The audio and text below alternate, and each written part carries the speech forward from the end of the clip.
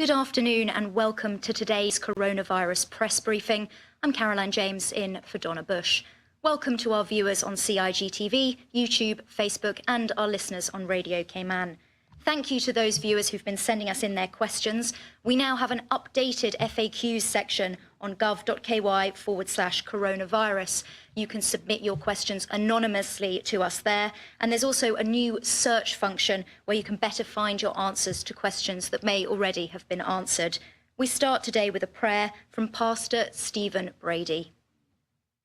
Hi, my name's Steve Brady and I'm pastor at First Baptist Church. Some good advice from a very bad man, Nebuchadnezzar. After a period of real chaos in his life, he says, I raised my eyes towards heaven and my sanity was restored. Let's do that in prayer. Lord, when we look around and we look back and we look within, we could be filled with despair. But we raise our eyes towards you, the eternal God, who founded these islands upon the seas, and seek you for your grace, your help, your mercy, and your wisdom. As our leaders gather today, may they know your quickening touch and that grace to help in this time of need. Help them, Lord our God, we pray. Through Jesus Christ, your Son, our Lord, we offer these prayers. Amen. The panel with us again today, His Excellency the Governor, the Honourable Premier, the Honourable Minister for Health, and we also have the Chief Medical Officer and the Commissioner of Police standing by. So, as is traditional, we'll turn first to Dr. Lee for the medical update. Good afternoon. There are 46 additional results to report to you today. 16 done on the people staying at the government facility are all negative. There are 4 positives and 42 additional negatives. That brings the total number of people we've tested to 365, the total positives to 39, and the total negatives to 326. Of the 4 that I've mentioned, 3 of these were contacts of previously reported cases, and 1 person had had personal travel history abroad. Thank you, Dr. Lee. I think we have a question from Cayman News Service, first of all. Wendy, go ahead, please. Thank you, Caroline. I have a question for Dr. Lee, which really concerns the issue of quarantine or isolation. We have had a lot of people that are raising concerns, not so much about, because I think he gave a very fulsome answer as to why people are not being forced into quarantine the other day. But I think it would be useful at this point if he could explain to people what the process of self-isolation is for those that have been tested positive, and exactly what monitoring goes on, because there clearly is some interaction with these people, as we can see from the continuation of the positive results of people connected to them. So if you could just give us a bit more detail about how they're being managed, that would be really helpful, I believe. Yes. So thank you for the question. So when people are identified as being positive, the first thing that we do is to contact them and clearly alert them, and Public Health will then arrange a visit so that somebody will go around, usually a public health nurse, and will go around and discuss with that person all of the contacts that that person might have, and then do follow-up testing for anybody that needs it. When we talk about contact tracing, we're really looking at close contacts, which is usually people like people that you've live within the same household, or people with whom you've spent an extended period of time. After that, the household will be advised that they need to stay in the household and not leave the household. So this is not the same as being under the curfew. They're not allowed to leave the household. And this is a requirement under the law in order to protect the spread of this infectious disease, which, as you will know, you may know, is a communicable disease as listed under the public health law. All of the families are contacted daily to check what their temperatures are and to check how they're doing. If anybody at any point needs any assistance, they're guided as to how to get that assistance. And some of the assistance may be as simple as, we need to get some paracetamol, some acetaminophen, and we don't have any, up to we don't have anybody that is available to go and help us get food, and in which case the public health staff will do whatever they can in order to try and assist that. So they're monitored throughout the time. We are investigating additional ways of monitoring people in order that we can provide additional levels of security, which we have brought online a little bit in stages, and we're still in the discussion of that. We're still on a learning curve with that, and we're trying to improve the process that we use.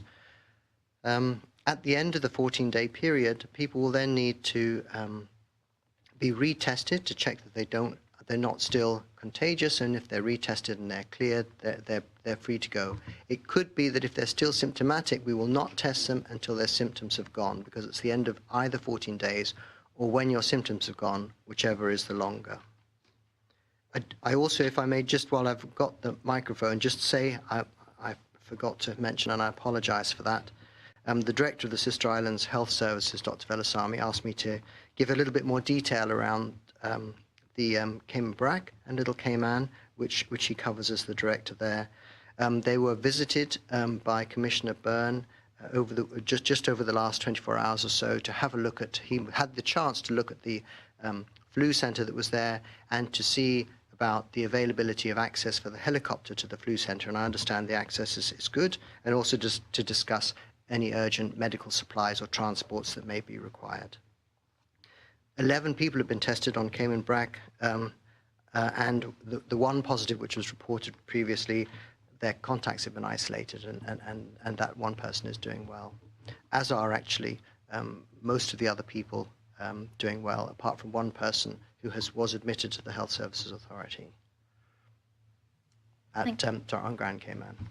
Sorry, Dr. Lee, thank you. We'll turn now. The Cayman Compass has a question for you as well. Reshma, go ahead. Thank you, Caroline. Good afternoon, Dr. Lee and the panel. Dr. Lee, just to build on the point that you were just making about Cayman Brac, we did have some questions come in about the measures that are being put in place there to suppress the spread of the virus, and also in relation to the first positive case and the quarantine protocols around that individual and his or her family and contact. Can you provide us with information in relation to those incidents? The way that we would manage somebody on Cayman Brac is really no different to the way we're managing them on Grand Cayman. And I've talked to Dr. Williams and been in communication with Dr. Velasamy about that, and it's the same method that we use on Cayman Brac as here on Grand.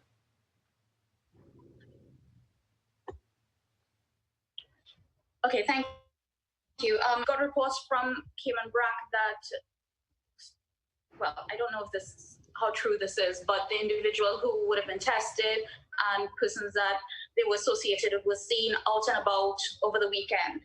Is there any sort of stringent protocol surrounding the management of that particular case? I haven't got any particular details about that case. I would have to check back and make inquiries and to see what exactly was happening and the veracity of those reports. But just to reiterate that if you've been asked to quarantine under the public health law, that is not a request, it's a requirement. And if you breach that, then you can be subject to charges being brought against you, both imprisonment and a fine. Thank you, Dr. Lee. Turn now to Radio Cayman. Shanda, I believe you have a question for Dr. Lee. Hi, yes, good afternoon to each and every one of you. Dr. Lee, I'm not sure if you're able to answer this question or if we have any HSA officials on board, but obviously the COVID-19 pandemic has intensified, and amid further restrictions and measures in place at healthcare facilities, we just learned that there is a no visitor allowed policy for the HSA's maternity unit. They announced further restrictions, which will take effect this week, which includes restrictions to the partners and support persons of mothers in labor. Now, I just need to know, how did we come to this decision, and what is being done to consider or even give comfort to the fears and needs of the mothers, partners, and support staff that are trying to be a part of this time? Thank you. This is actually a fairly fast-moving issue, and yes, you're right. I don't work at the Health Service Authority, but I'm giving you a report that I've been shared. I know that the Health Service Authority were struggling with a particular staffing issue around the obstetric unit for a couple of weeks. I think that is easing somewhat. I know they have released a press statement today, shortly, saying that their policy around partners accompanying people, women who are going into labor, has changed, and that a partner is able to accompany somebody that is in labor, although they will be required to follow guidance for personal protective equipment as recommended by the staff that are looking after them. I believe the Minister for Health may have something to add there as well, sir. Yes, thank you. I do. The actual, well, we've been getting a lot of calls about the maternity and partners being able to accompany mothers. This policy went into effect earlier this week due to the COVID precautionary measures to protect all patients and staff. Expectant mothers were contacted directly by staff regarding this and all the other rumors, trying to clarify what they were doing going forward.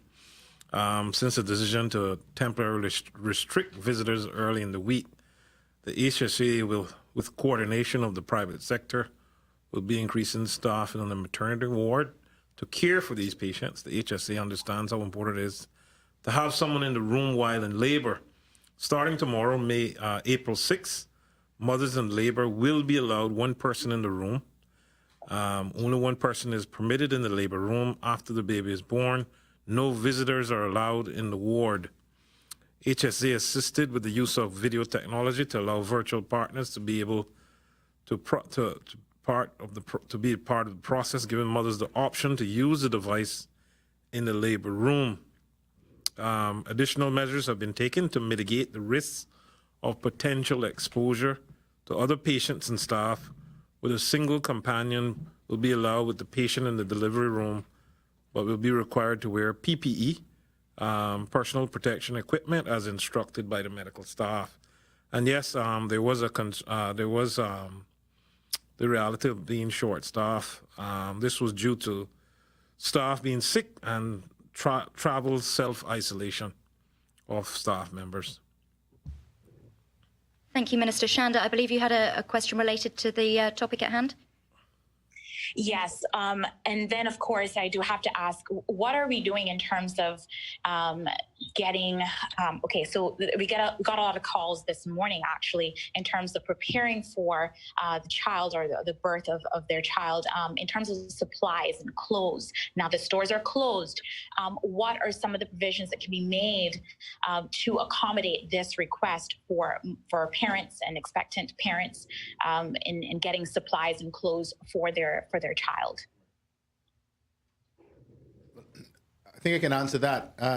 A number of the baby shops, if I may call them that, have applied for and been granted permission to operate from 9 to 1 during the soft curfew hours.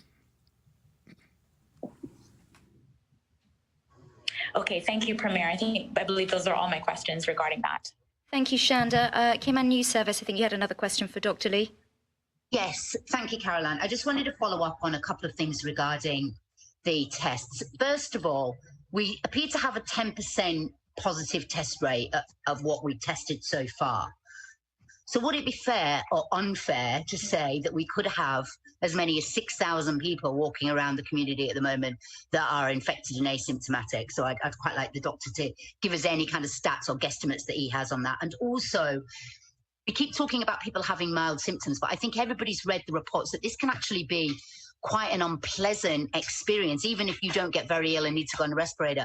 And it might be worth warning people that this isn't a walk in the park if they don't, that these mild symptoms can sometimes be pretty bad. Just to get the message out that we're not dealing with, a common cold here. Yes, so just to take your second point first, if I may, I absolutely agree. When I think I mentioned this quite a while ago, that when doctors say that something is going to be mild, what we're basically saying is you don't need to come to hospital, but that in no way means that it's going to be that easy. I think anybody who's had, rather than just what I'd say a common cold, but the flu with a severe temperature where they're sweating, their muscles are aching, they can't move, they do not have the strength to get to the bathroom hardly. That's the sort of thing that you may be facing with this condition if you're affected with it. I think most people will understand that it's something they can cope with if they've had the flu before.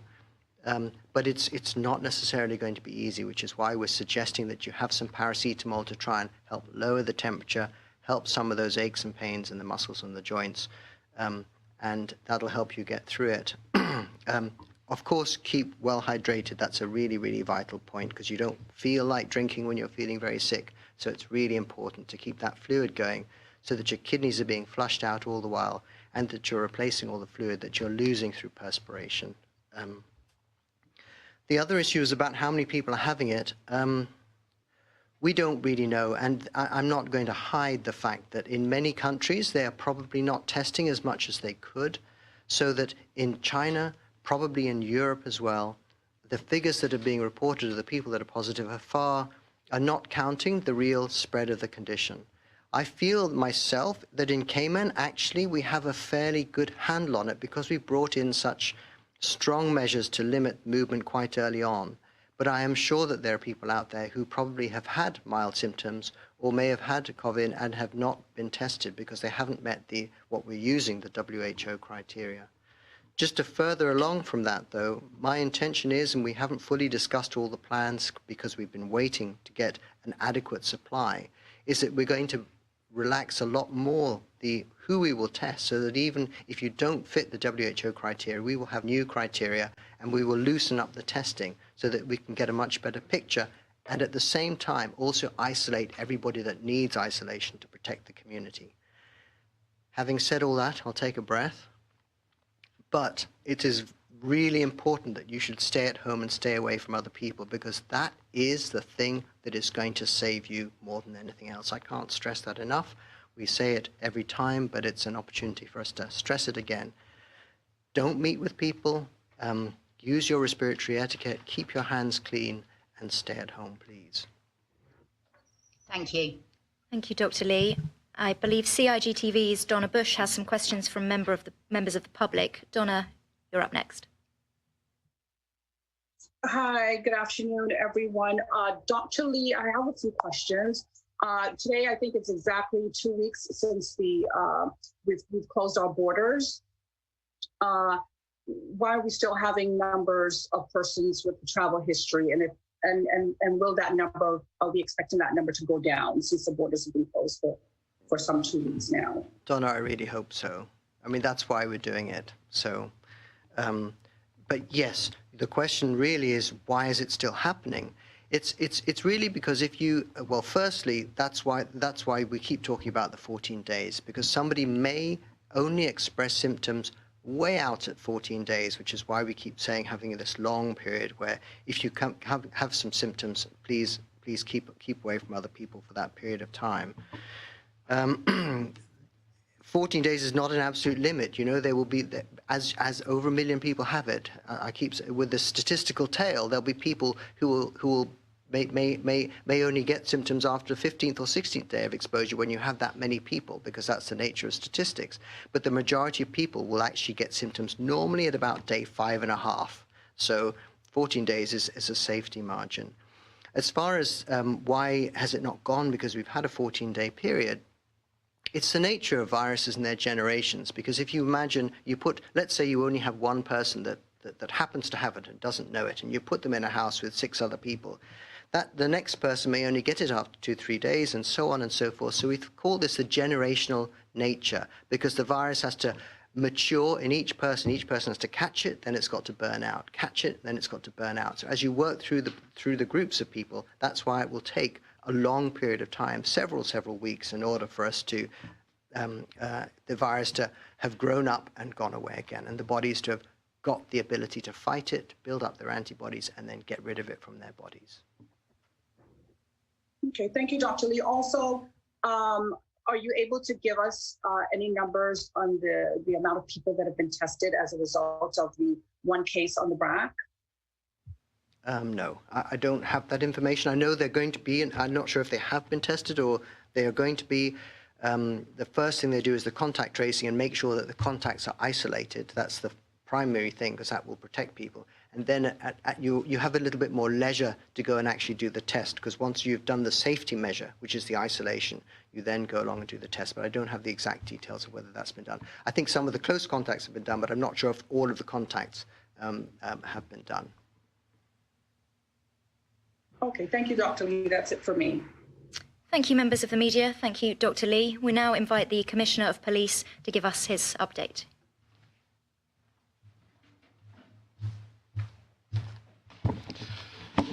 Good afternoon. Reporting overnight. It was generally quiet overnight with no significant policing issues to report. However, I will make reference to one incident that did occur yesterday evening, and the circumstances are that shortly after 5 p.m. yesterday evening, numerous calls were received at our 911 communication centre reporting a group of males riding motorcycles along Shamrock Road in a highly dangerous and reckless manner, performing stunts. This is, of course, during a period of soft curfew. The police helicopter was deployed and provided aerial cover, directing ground units to respond. 5 motorcycles were observed by ground units and dispersed in different directions. There were short pursuits, and one motorcycle crashed, and a 23-year-old male was arrested at scene with no serious injuries. In a second pursuit, a second motorcycle crashed, and the driver ran from the scene. His identity is known, and police will seek to effect an early arrest. The 2 crashed motorcycles were recovered by police. Both drivers will be prosecuted for a number of breaches of the traffic laws, but will also be prosecuted for breach of curfew. The motorcyclist arrested remains in custody, and a fast-track file is being prepared for legal ruling by the Office of the Director of Public Prosecutions. Despite this type of activity on our roads, the crime situation remains stable, and the hard curfew continues to operate well. Overnight, Little Cayman, no issues arising. Cayman Brack, 16 vehicles intercepted by police. No drivers were found in breach of curfew. 1 pedestrian was found in breach of curfew and warned for prosecution. In Grand Cayman overnight, 82 vehicles were intercepted by police. 4 motorists were found in breach of curfew and warned for prosecution. 2 pedestrians were found in breach of curfew and warned for prosecution. 5 persons were warned for prosecution, and 1 person was arrested for breach of curfew and other criminal offences. The 1 arrest I'm referring to occurred during the soft curfew period at 6:49 p.m. and is associated with the incident of the rogue motorcyclist I've referred to earlier. The 5 remaining breaches were detected during the hard curfew after 7 p.m. Turning to today, from this morning, today we've been in hard curfew. We've been in hard curfew since 7 p.m. last night and throughout the full day today. But between 7 a.m. this morning and 1 p.m. this afternoon, although we are in hard curfew or full lockdown, 12 persons have been found out and about in breach of the hard curfew. 6 motorists and 6 pedestrians. 1 of the 6 motorists was arrested and will be charged with breach of curfew. The remaining 11 persons, including the 6 pedestrians, were warned for prosecution. I thank Dr. Lee for mentioning my visit to the Sister Islands this morning. I flew over early this morning to Little Cayman and to Cayman Brack to check in with the officers there, and indeed I took the opportunity to visit Dr. Valasamy at Fate Hospital.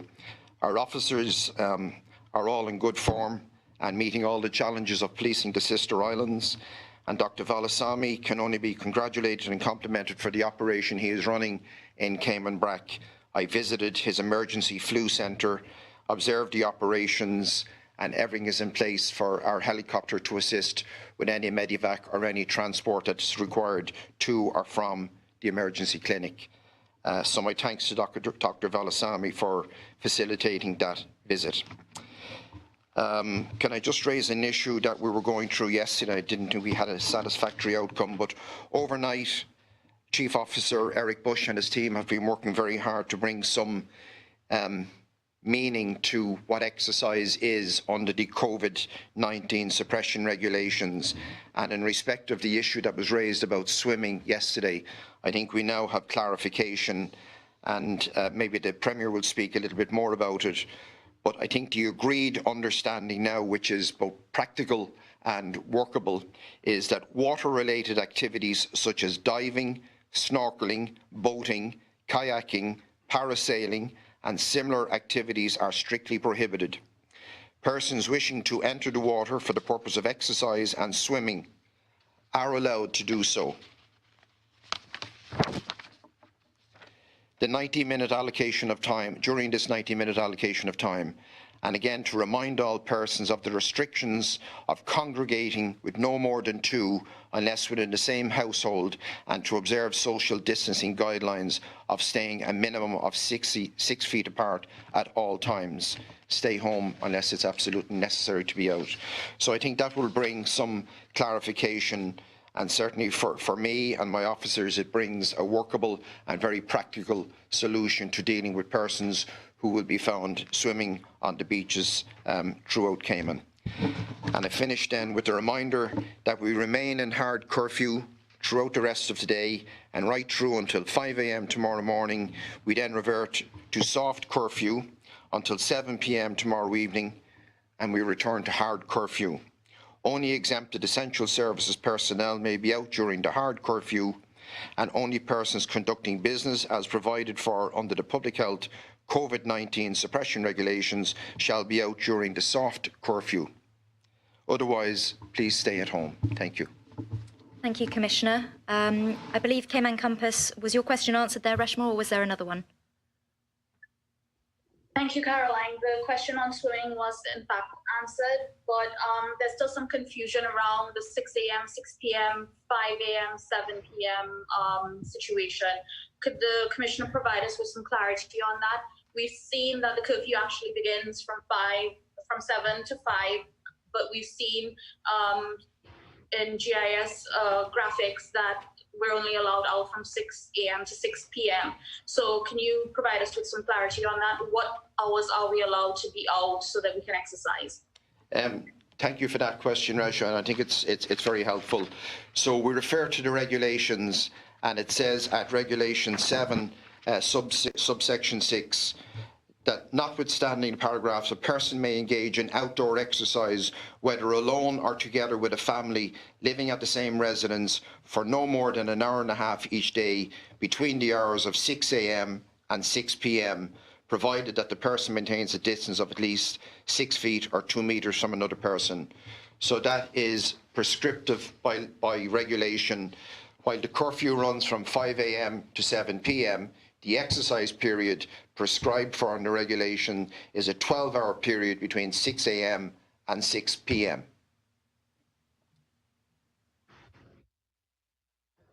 Thank you for that clarity. I appreciate it, Commissioner. Does that include people who may want to leave their homes and drive to their point of exercise and back? Would they get into any issues with that? How does that work? We'll work with the regulation which says 6 a.m. and 6 p.m. and not before it and not after it. Thank you very much. That helps a lot. Just to go back to the Biker incident, we've all seen the videos that have been circulating since last night, and the takedown of one of the individuals that you would have spoken about. Now, some people have made comments within the community that it was a little aggressive for given what we saw on the video. Can you respond to those who may say that police action wasn't necessarily needed? So my first comment is that the driving by these rogue motorcyclists is absolutely reckless and endangers other road users. I think that's a primary issue we can't lose sight of. However, that said, during a time when police have heightened powers during a period of curfew, I think we do need independent oversight. And for that very reason, I am communicating with the Ombudsman, and I will refer the investigation to the Ombudsman for an independent investigation. I think it's appropriate in the circumstances. Many thanks, Commissioner. I appreciate it. Thank you, Reshma. Thank you, Commissioner. We'll turn next to the panel. Your Excellency. Thank you very much, and good afternoon, everybody. I wanted to start today with Her Majesty the Queen's message to the nation in the UK. But before I do that, I have just been informed that the Prime Minister Boris Johnson was admitted to hospital earlier today, still suffering symptoms from COVID-19. It's described as a precautionary measure, but I'm sure our best wishes of everybody here will be sent to the Prime Minister and his family at this time. Her Majesty the Queen addressed the nation at 2 o'clock, which is why, in deference, we postponed the start of this conference until 3 o'clock. Her Majesty has only addressed the UK nation 4 times out of her normal scheduled Christmas address. And I just want very briefly to go over some of the points that she made, because I think it really does resonate with all of us here. She first of all praised everybody on the front line, including our health professionals, and said, as I'm sure we share here, that we greatly appreciate everything that they're doing. She spoke about the value of self-discipline, the quiet, good-humoured resolve, and she thanked those that are staying at home, who may be separate from loved ones. And very poignantly, she said that we will be with our friends again. We will be with our families again. We will meet again. So very much a message of hope that better days will return, but we need to remain united and resolute to overcome it. The other thing that Her Majesty the Queen emphasised was that this is a generational, a lifetime, or even a once-in-a-century event that we are living through. And when it's all over, we will, all of us, want to look back and look back with pride at our own individual contribution to dealing with this crisis. So whether that is helping on the front line or following rigidly the health advice about social distancing and staying at home and basic hygiene, whether it's supporting families, supporting friends, whether it's giving back to the community, whether it's supporting financially those who are in more difficult situations than ourselves, all of us will want to look back with pride at how we individually responded in this crisis. And I would urge everybody on the islands to reflect on that. So last night, my wife and I were the victim of a fake news attack, stating that my wife was returning on the BA flight. That is completely untrue.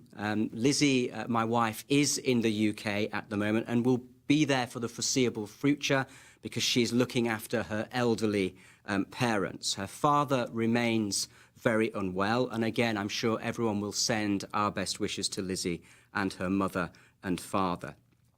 But it did make me reflect again on this curse of fake news, and we have emphasised again and again that people do need to be responsible.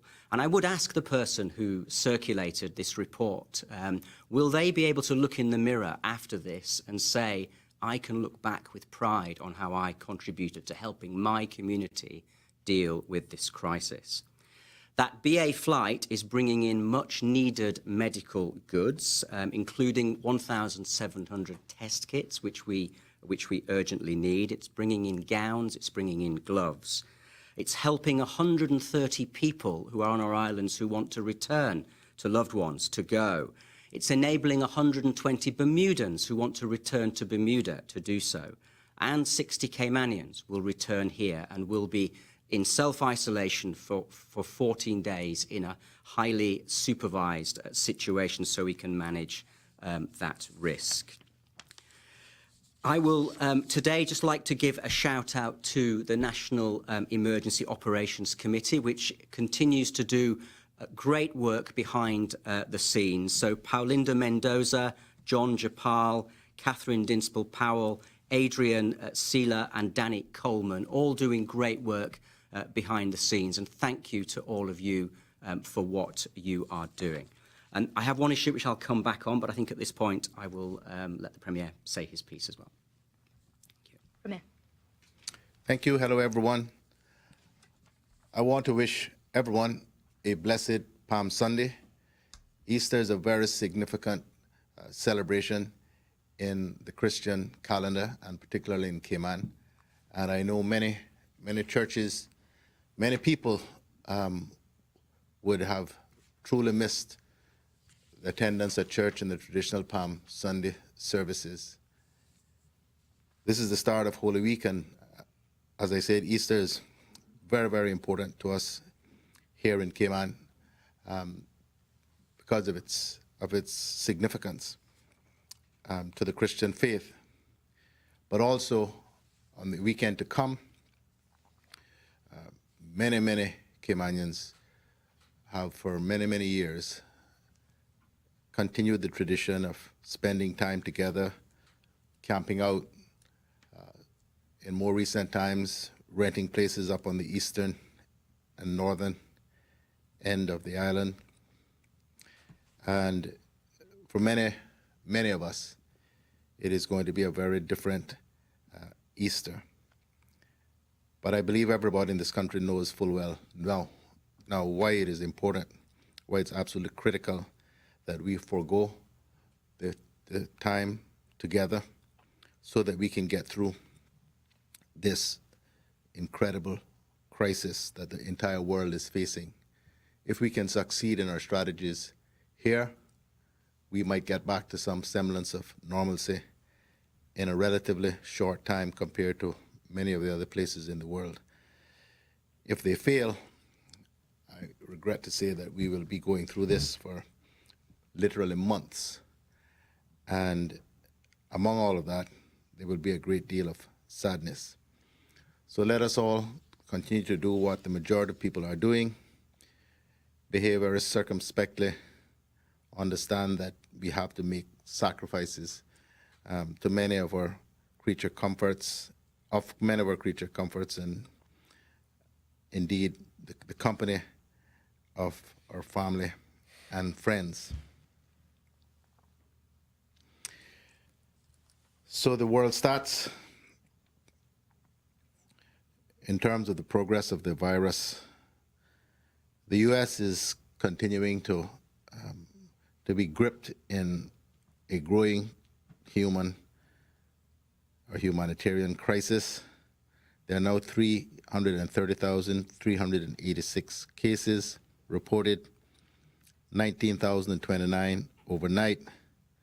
Total deaths are now 9,448, up 996 overnight. Spain is at 130,759, up 4,591 overnight. Total deaths, 12,418, up 471. Italy, 128,948, up 4,316 overnight. Total deaths now 15,887, up 525 overnight. I pause the report to say that it seems that both Spain and Italy may have or may be peaking in terms of the total cases and total deaths, and are starting to come down the other side of that terrible curve. We pray God that is true. Germany, 100,009 total cases. New cases, 3,917. Total deaths, 1,575. Up 131 overnight.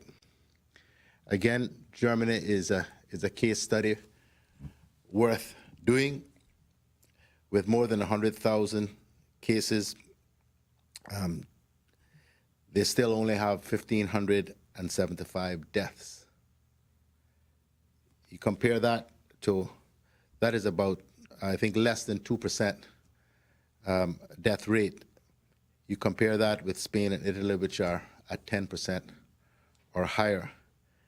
And much of it appears to be attributable to the measures which the German government have put in place, led by Angela Merkel, relating to social distancing and many of the practices which we are seeking, or we have adopted here and are seeking to become part of the way we behave. The important point of this is that the measures about social distancing in particular seem to make an incredible difference in the progress or the speed of progress of the virus through the community. If you can slow the progress of the virus through the community, you do not overwhelm your country's abilities and capacity to manage those people who do get sick. France, 89,953 cases, total deaths 7,560 we don't have the new cases or new deaths. China, 1,669, up 30 new cases overnight. Total deaths, 3,329, up 3 overnight. The United Kingdom, 47,806, new cases, 5,903. Total deaths, 4,934, up 621 overnight. Canada, still doing incredibly well in terms of the reported cases, 15,425, 1,513 cases, new cases overnight. Total deaths, 277, up 46 overnight. India is reporting 3,588 cases and only 99 deaths. Philippines, 3,246 cases, up 152 overnight. Total deaths, 152, up 8 overnight. Jamaica, 55 cases, 2 new cases overnight, 3 deaths. Our sister overseas territories, Anguilla, 3 cases, Bermuda, 37, British Virgin Islands, 3, Montserrat, 6, Turks and Caicos, 5, and 1 death overnight. So total deaths, just 1. New York State, 122,031. New cases, 7,256. Total deaths, 4,159, up 594 overnight. So today we report 4 new cases. 3 of those, as Dr. Lee has said, are related to persons that we are already aware of that are positive, and 1 is travel related. I would not for a moment encourage anyone to be complacent about those new cases. We have now for 4 days on the trot reported positive cases. So there's no question that this is moving through the community. Thus far, with one exception, I think, we are able to trace where it came from, and we are doing everything we can to trace contacts of those individuals. But each one of those contacts would have had contact with someone else.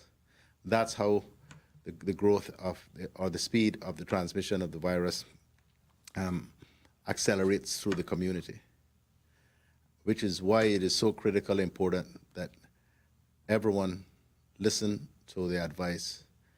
If you can, stay home. If you don't absolutely have a reason to go to the supermarket, to anywhere, don't go. Stay home. Every time you leave your door, every time you encounter another person, you increase the risk of either passing on the virus or contracting it. The only certain way not to get the virus is to stay home. The Commissioner addressed one of the issues that we've had a lot of public angst about, which is the issue of swimming being considered part of exercise. And as the Commissioner has said, that swimming is allowed within your 1.5 hour allotment of time in a day. We have grappled with this, debated it, because we know a lot of people want to swim, and we're trying to balance that against the ability of the already stretched Royal Cayman Islands Police Service to be able to properly manage the curfews in place. The other matter which the Commissioner did not mention, and again which has caused us massive amounts of time, and for which we continue to receive many complaints and requests about, is the issue of fishing. Now, we all know that fishing is such an incredibly important part of our culture. We've done it from the time these islands were settled, and it's very difficult, particularly for people in certain districts, not to fish. But the police simply do not have the wherewithal to monitor the water given the challenges that they're facing on land here. So we've struggled with this, and I do hope that what we've agreed to do is not abused, because if it is, we'll have to go back to the absolute ban on fishing, which is currently the case. But what is now being permitted is fishing from the shoreline or from a dock during your 1.5 hour exercise allocation of time. If you must leave your residence to fish from the shore or a dock, this must be within your 90-minute allocation of time for exercise. If you can fish out of your backyard, that's fine. Do that all day if you want. But remember that all marine conservation laws and regulations still apply. But there is to be no in-water activity. As the Commissioner said earlier, no diving, no snorkeling, no boating, no kayaking, no parasailing, or similar activities. It is simply line fishing from the shore that is permitted. And I repeat, if you have to leave your home to do it, it must be within your 1.5 hour allocation of time. And it is subject to all of the usual marine conservation laws and regulations, and subject to the two-person congregation unless they are members of your household. Thank you. Minister. Hi, thank you. Happy Palm Sunday to everyone, Grand Cayman, Cayman Brac, and Little Cayman. I'm sure everyone has had their palm branches on their front doors and windows. I believe you will be blessed as one of the most important expressions of faith. I note that today's Palm Sunday is quite different from what you're used to. And today's scripture comes from Galatians 6:9. States, "We must not get tired of doing good, for we will reap at the proper time if we don't give up." And John 12 also says, "So they took branches of palm trees and went out to meet him, crying out, 'Hosanna, blessed is he who comes in the name of the Lord, even the King of Israel.'" Let us then approach God's throne of grace with confidence, so that we may receive mercy and find grace to help us in our time of need. May the grace and peace of the Lord Jesus Christ be in your abundance. Hebrews 4:16. You don't think, I know that many countries and persons have said that religion and politics don't mix. But is that really true? Can we really look at the government without taking into consideration our Christian faith? God has had his hand in politics and put those in power for a reason. In Romans 13 says, "Everyone must submit to governing authorities, for all authorities come from God, and those in positions of authority have been placed there by God. So anyone who rebels against authority is rebelling against what God has instituted." There are times when living up to the biblical principles can really put our true characters to test. It's not always a popular thing to do, and our friends may ridicule or even turn their backs on us because we stand up for what we know is right. But our salvation depends on our commitment to our Lord and Savior, and not to what our friends or family or even strangers think of us. We are a walking witness to all those around us. I want to give a shout out to the press today for tuning in daily, wanting the truth firsthand. I thank you all. Also want to give a shout out to the supermarket cashiers, shelf stockers, servers. I know you're stressed, but take today as your day and relax. In our effort to communicate with as much nationalities on the island, in our known message to stay home unless it is essential,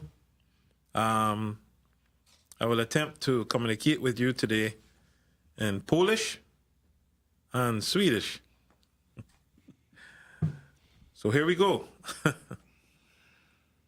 Sustan dumu zajban ze konetni musisz wist. Polish.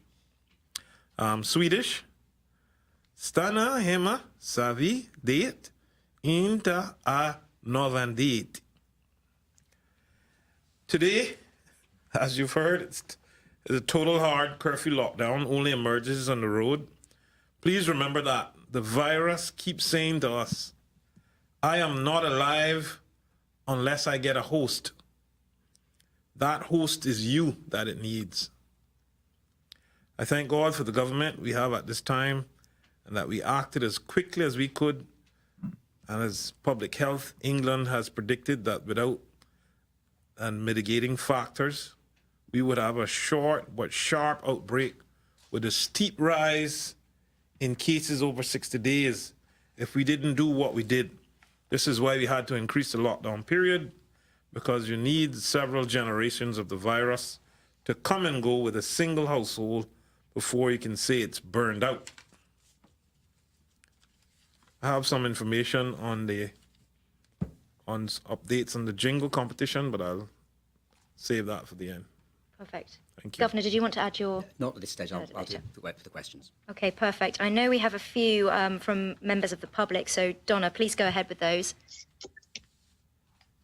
My questions, thank you, Caroline. My questions are for the Honorable Premier. Someone is asking whether you could sort of help delivery restaurants in particular, delivering food, to streamline how they deliver the food, because there's a lot of witnessing of close contact with delivery personnel coming and handing over food with no gloves, no nothing. So that's one thing. If you could comment on that really quick or not. And then I have one other question. Well, I'm not sure much I can comment very well on that. What I can say is we'll take it under advisement. I'll speak to the people at Environmental Health and Public Health and make sure that the proper protocols are being put in place. Okay, thank you, Premier. Also, another question. Persons on the BRAC are being said to be housing, doing salon and barber services out of their homes. And this particular person wanted to find out what the situation is like here on Grand Cayman and what can be done about it. Well, some people must have a death wish if that is in fact the case. I don't know. I suspect that some of that is going on in Grand Cayman. I don't know the situation in the BRAC at all. I will speak to the Deputy Premier and the Minister over there when we finish here and see if I can get their take on the situation, because that is very, very dangerous. Persons who regularly have close contact with other people, like people who work in salons, are very high risk, and so you're really inviting disaster if you now in this present environment decide that you should go and get a haircut or your nails done or whatever the case may be. I mean, we're all wondering about it. I have my two sons are complaining constantly about how they can get the haircut. I worry about getting mine cut too, but I'd rather have long hair and look a bit disheveled than be in hospital for COVID-19. Okay, thank you, Premier McLaughlin. Thanks, Donna. Welcome also to Caymanian Times. Ralph, I believe you have a question for the panel. Yes, good afternoon. Thank you for taking my call. The first question is for the Governor, and the second one is for the Premier. Can you give us an update on the 200,000 test kits that have been sourced from South Korea? Well, just to say that work continues on that. I don't think there's anything new we can add today, but it is just worth underlining again that the global situation for every country in the world to secure supplies of testing kits and personal protective equipment remains very challenging.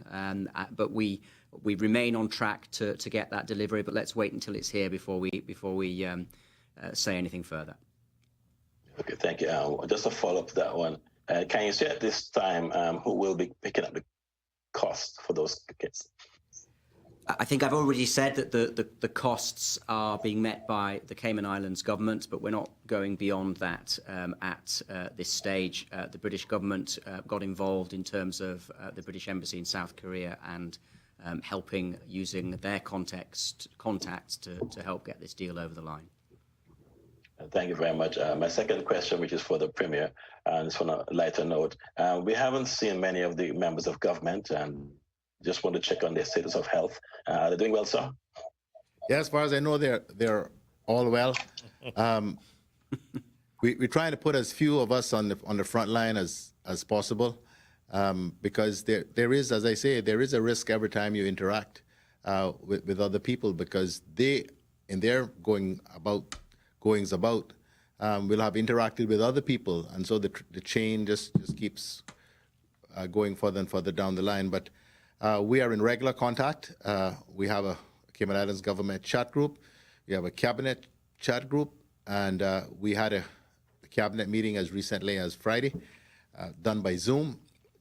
So the governor and I and the Minister of Health tend to come out every day, but we keep the others as safe as we possibly can, locked away. Thank you very much. I'll give way to my other colleagues. Thanks, Ralph. Wendy, Cayman News Service, your question, please. Thank you, Caroline. Apologies if any of this is repeated, as I'm having some audio problems. But this really, the first question is really for the Premier, just to sort of remind him that maybe tomorrow, I wouldn't expect him to be able to answer today, but to follow up on those NAU questions that we'd asked. I think quite a few of us have asked questions about when people can expect to get some help, because there are obviously people now that are in a really bad way. And I'm not expecting him to answer that today, but could I remind him to bring some information tomorrow? There is another sort of similar kind of question that is a bit difficult, but it keeps coming up, and I really don't know how to answer it for people. People are saying that their cars are breaking down and they're essential workers, or they need to get around. Is there a solution to this? I don't see one, but I'd be happy for the Premier to at least tell people what he thinks can happen for those people that have got a broken down car. I have one myself. I'm just riding my bike. I heard you were in hibernation when no one had seen you in months. Yeah, I had to isolate, but that's another story. Wendy, with respect to the NAU question, I've had my folk working on it since you raised the question, and I do hope I'll be able to answer it fulsomely tomorrow. On the other point, and we've had this inquiry from a number of people, emergency services are permitted. We've got, quite frankly, now thousands of people who've gotten special exemptions to be able to perform emergency services, whether they're doing air conditioning or plumbing or electrical work or whatever the case may be. And it's the same with respect to motor vehicles, particularly if this is going to go into a much longer period than any of us had hoped it would. It is important that people still be able to get around when they need to get out. So the mechanics or the garages would need to write in to curfew time at gov.ky, explain the situation, and get an exemption for particular workers to operate, to perform emergency repairs. Not general maintenance, but emergency repairs. We're not going to have wholesale opening of garages. Otherwise, we'll soon be back to business as usual, and the whole purpose of having these restrictions would have been lost. Thank you. Thanks, Wendy. Cayman Compass, Reshma. Thank you, Caroline. This question is for the Premier. We heard about the amendments to the regulations today, the changes and clarifications. Can you say, would these be included in the regulations, and how soon we can see those regulations gazetted? Which regulations you speak of? The regulations for the soft and hard curfew. Well, those were done on Friday and they've been gazetted. Okay. I guess I'll have to look a little deeper in the gazettes then. We've gotten reports of food supply shortages coming in some items are not being found, some are dwindling. For example, rice, flour, and some categories, some milk items. Have you received any reports in relation to this? And have you been speaking with distributors to assure the public that there will be no food shortages? I spoke with two of the supermarket owners just today, and both of them used these words: "We're in great shape. We're in far better shape than most supermarkets in the United States at this point." I think everybody in Cayman still has not gotten their head around the reality that we are in a global crisis. So everything is being impacted. In the same way we've shut down many operations in Cayman, similar things have happened across the globe, and particularly in the United States, from which we source a lot of the things that come here. So from time to time, there are going to be issues with the supply lines because they are being impacted right across the world. But both of the supermarket owners that I spoke to today say they're in great shape. They are, at the moment, shortages of flour, pasta. They didn't say rice. Basically, those flour-based products, but that the supplies are now on the way. And the situation is actually better now than it was a couple of weeks ago. They say that they will be able very shortly to remove many of the restrictions on the quantities you can purchase of any particular item. People have, I think they may have run out of money, but people are not panic buying the way they were when this crisis started. They think we're going to be perfectly fine. Things are actually, in their words, improving in terms of supplies. So I was quite comforted to hear that. And as I've said before, they've always had in place a contingency plan. If it were to come to that, to source product in South America, it doesn't seem like, at least for the foreseeable future, that that's going to be necessary.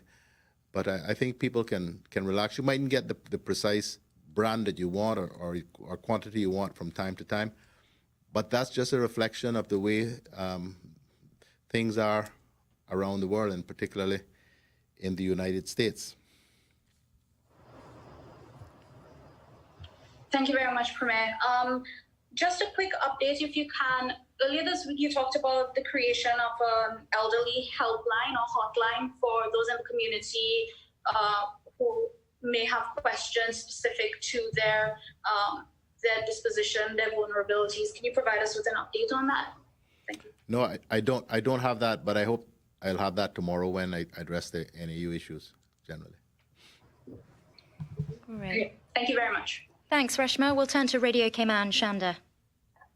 Thank you, Caroline. These questions are coming from our listeners. Would government consider utilizing more companies or individuals to help out supermarkets deliver groceries? Not sure who can address that one. Well, that really is not a matter for us. That is a matter for the supermarkets. We've discussed that at some length. In fact, it was Woody Foster, who is both the managing director of Foster's, but also president of the Chamber of Commerce, who first raised the idea of repurposing or redeploying many people who drive for a living, who no longer have jobs, to assist in that process. I'm not sure where they've gotten to with that, but that was really a private sector-led initiative. I think it's a good one. If we could get to the point where delivery could be done fairly quickly and efficiently, we would significantly reduce the need for people to go to supermarkets. Of course, one of the factors that people complain bitterly about is the cost of delivery, which is quite significant. And I think will probably, unless somehow we can manage to drive that cost down, preclude a lot of people from opting for that particular service. As much as $80, per delivery in some areas. So that's a lot of money unless you got a huge grocery delivery to deal with. That's a big percentage of what you'd spend. So. Okay, thank you, Premier, for that. And just scrolling through some of the other questions, I'm just choosing as I go along. What provisions are being made for parents that, I'm not sure if this was addressed, but here we go. What provisions are being made for parents that do not live together and do not have a court order, but are working under special arrangements? How do they move around within soft and hard curfew in order to meet their agreement? Right. So I don't have the actual regulations in front of me now, but there is we've heard this this issue, and we've responded to it, and the regulations, the amendments which were agreed on Friday and gazetted, do make special provision for persons who are the subject of a court order with respect to the custody and care of children to be able to move around to accommodate the requirements of the court order.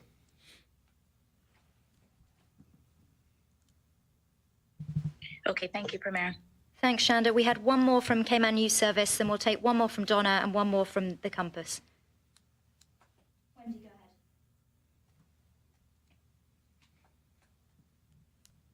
Wendy, if you can hear us, I think you might still be on mute. Thank you, Caroline. Again, apologies because of the audio. I'm not sure whether this has been asked yet. The situation with the fake news concerning the governor and the messages that were put out, we understand that the person has been identified. So can we check with the police commissioner whether any action has been taken to have this person arrested or whether there's an investigation going on? Because it seems as though it is quite significant and it went a bit beyond the usual, slightly dodgy story. Thank you.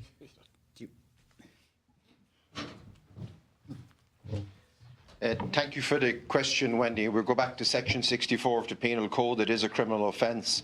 We have previously outlined the penalties for that. I do have some indications of who it might be. An investigation is underway, but it'll take me a couple of days to put it together, and I don't think I should say any more than that, and I will keep the Governor advised of developments.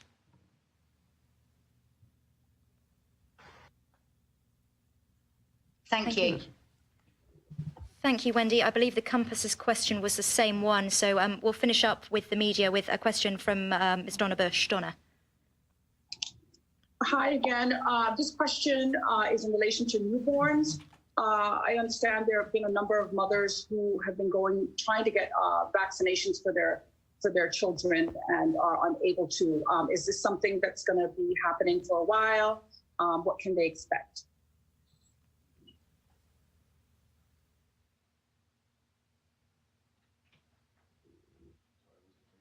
Sorry, I wasn't listening.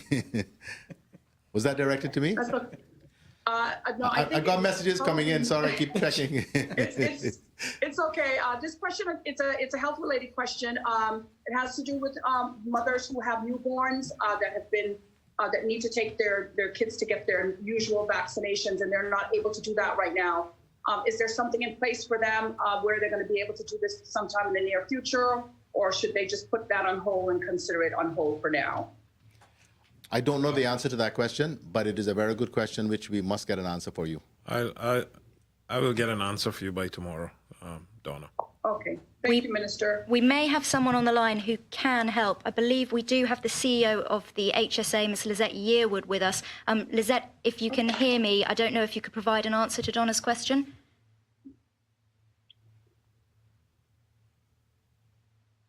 Hi, Donna. This is Lizette Yearwood, CEO of the HSA. Can you repeat the question, please? Yes, Lizette.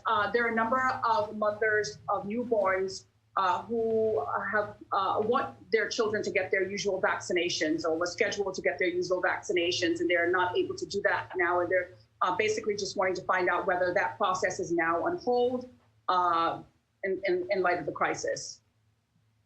Donna, the public health nurses will be in touch with all of the mothers to schedule an appointment. We are still doing vaccinations for. Okay, thank you. Great. Thank you very much. I turn then back over. Do we want to hear about the jingle competition first, or do we go to the Governor first? Go ahead. We'll go with the jingles. Yeah. Thank you, Governor. I'm proud to say that the jingle competition has been met with remarkable outpouring and talent. There is so much excitement and energy, and people are collaborating and doing all sorts of amazing stuff. And we want to be sure that everyone knows that their jingle needs to be between 90 to 150 seconds. You don't have to do 2 jingles also. And I'm also excited to say that because of this excitement, we are extending the deadline to Friday, 10th of April. Thank you. And I will address the other issue tomorrow, as it's already quite late today. Thank you very much. And thank you very much to everyone joining us this afternoon. I believe we just finish up with some words from the Premier.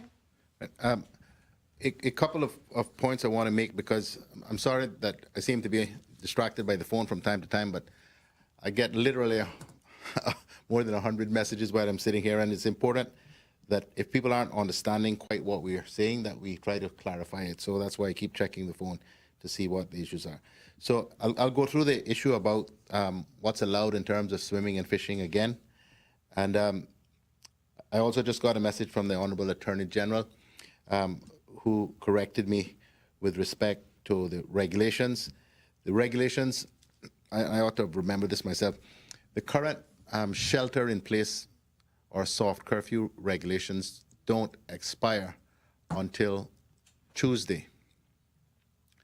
And so the new ones will come into effect on Tuesday.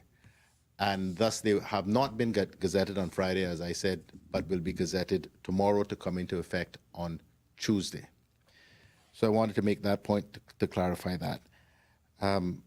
And if people will bear with me, I'll run through again what the new requirements are, so that hopefully everyone will be clear what the arrangements are now. Starting tomorrow morning, Monday, 6th of April, until further notice, adults with the last name beginning in A through K will be allowed to leave their homes for medical treatment or for pharmaceuticals, essential shopping, including food collection, on Mondays, Wednesdays, and Fridays between the hours of 5:01 a.m. to 6:59 p.m. Adults with the last name beginning in L through Z or Z will be allowed to leave their homes for medical treatment or for pharmaceuticals, essential shopping, including food collection, on Tuesdays, Thursdays, and Saturdays between the hours of 5:01 a.m. and 6:59 p.m. It is recommended that only one member of your household leave your residence for essential shopping or collection of food for your family. We strongly discourage taking children out unless for a medical emergency. Keep your children home and stay home unless absolutely necessary. The hard curfew will continue between the hours of 7 p.m. and 5 a.m. Monday to Friday, and from 7 p.m. on Saturdays until 5 a.m. on Mondays. With respect to the issues of exercise, water-related activities, and fishing from the shoreline, I make the following observations. During the hard curfew, no one is permitted to leave their residence, which includes their yard, unless explicitly exempted. During the soft curfew hours, 5:01 a.m. to 6:59 p.m., Monday to Saturday, you may leave your residence to take an hour and a half of exercise. As the Commissioner pointed out, exercise hours themselves, notwithstanding the curfew hours, are from 6 a.m. to 6 p.m. That is, during daylight hours. Whilst we strongly recommend that you exercise within the vicinity of your home, you are currently permitted to drive to an outdoor or open-air location for exercise. I remind you again, this is for a total period of 90 minutes, from the time you leave your home to when you return. Water-related activities such as diving, snorkeling, boating, kayaking, parasailing, and similar activities are strictly prohibited. Persons wishing to enter the water for the purpose of exercise and swimming are allowed to do so within the 90-minute allocation of time. I remind you again of the restrictions of persons congregating, no more than 2 unless within the same household, and to observe social distancing guidelines of staying a minimum of 6 feet apart at all times. Fishing from the shoreline or from a dock is allowed. If you must leave your residence to fish from the shore or a dock, this will be within your 90-minute allocation of time for exercise. All marine conservation laws and regulations still apply. Thank you. Thank you. Thank you, members of the panel. Thank you to the Commissioner and the Chief Medical Officer. And thank you to you for tuning in. And a big thank you to our sign language interpreter, Miss Carolyn Powell. A reminder to check out gov.ky/coronavirus, in particular that newly updated FAQ section where you can submit your questions to us anonymously. Thank you very much. We'll see you again tomorrow.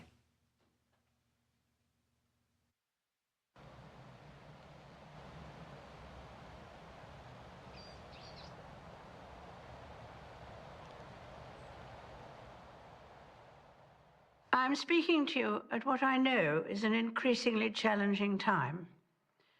A time of disruption in the life of our country. A disruption that has brought grief to some, financial difficulties to many, and enormous changes to the daily lives of us all. I want to thank everyone on the NHS frontline, as well as care workers and those carrying out essential roles who selflessly continue their day-to-day duties outside the home in support of us all. I'm sure the nation will join me in assuring you that what you do is appreciated and every hour of your hard work brings us closer to a return to more normal times. I also want to thank those of you who are staying at home, thereby helping to protect the vulnerable and sparing many families the pain already felt by those who have lost loved ones.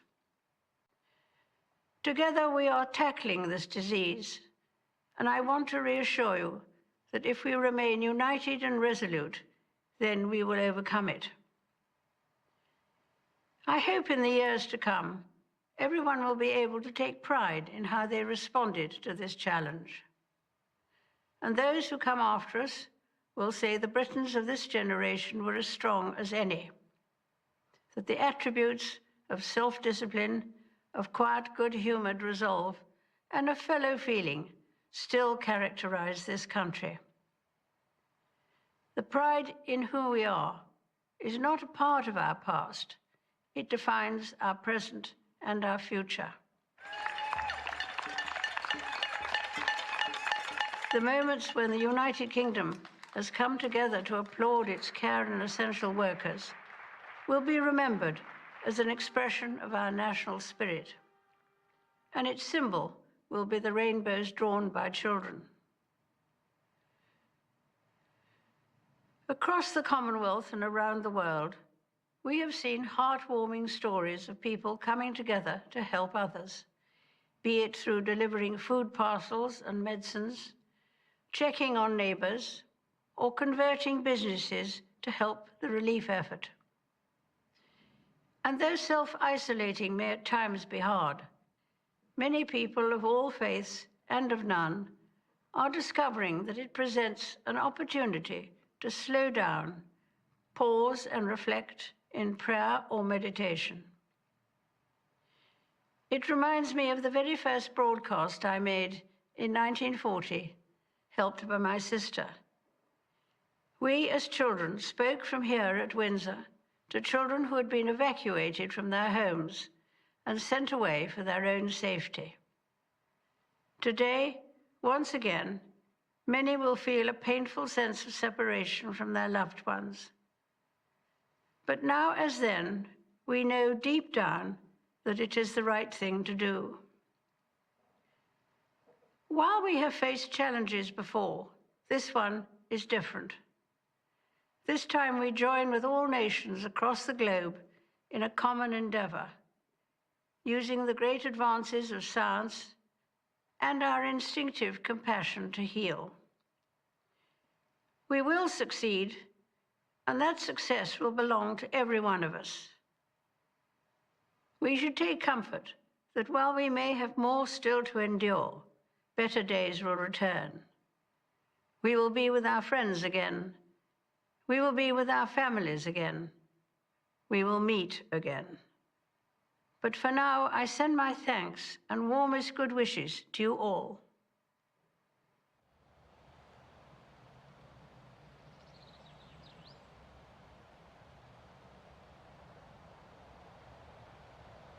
Hello, Cayman Islands. My name is Sergeant Gill from the Cayman Brac Detachment. I am Lance Corporal Thompson from the Cayman Islands Cadet Corps. This is Corporal Carter from the Cayman Brac Detachment. I'm Corporal Alawanya O, an NCO from the Cayman Islands Cadet Corps. I am Corporal Williams from the Cayman Islands Cadet Corps. I'm Corporal Hansraj T from the Cayman Islands Cadet Corps. I am Corporal Webb. I am Lance Corporal Ferguson. My name is Corporal Blakey. I am Lance Corporal Camarati from the Cayman Islands Cadet Corps. I have a very important message for you guys. COVID-19 is having a huge impact around the world and affecting everyone's lives.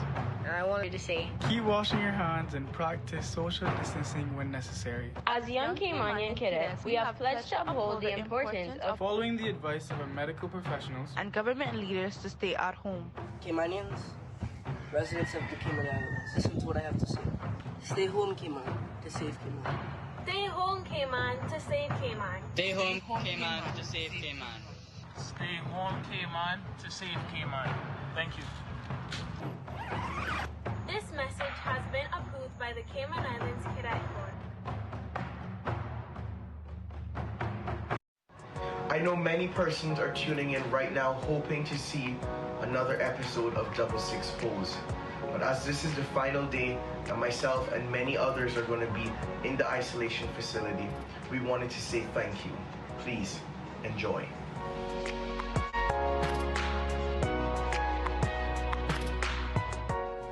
Thank you, thank you, thank you from the bottom of my heart. It's Judith Crawford from room 212.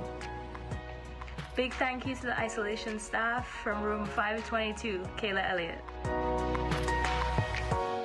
Thank you to the isolation team from Andres McDermott in room 525. Hi, isolation team. I can't thank you guys enough. Coming from room 312, Shakira Evite. My name is Shema Williams, and I'd like to say thank you to the isolation team from room 331. To everybody in the isolation staff here at Comfort Suites, I really appreciate everything you have done for us in the past 2 weeks. And I just want to say a big thank you and much love from Torian Shields in 49.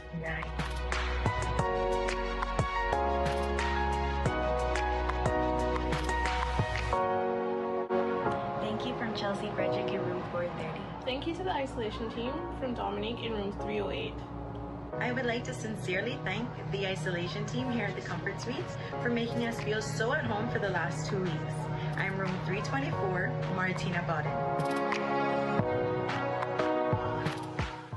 Hey isolation team, Jacretia from 521. Just wanted to thank you for all the work you've put in these past 14 days. Thank all of you guys. Just wanted to say a big thank you to the isolation team from room 224, Jessica Holston. I would just like to say a big thank you to the isolation team. This is Joel Gale, room 313. I'm Renee from room 404, and I would like to say to the staff who have been taking care of us in isolation, thank you very much. Your work has been appreciated. Thank you from Jeffy with the Belly, room 416. Yo, you're forgetting to thank the government and everybody who helped us. Just give me a minute now, brother. Watch out, now you're gonna go vex me.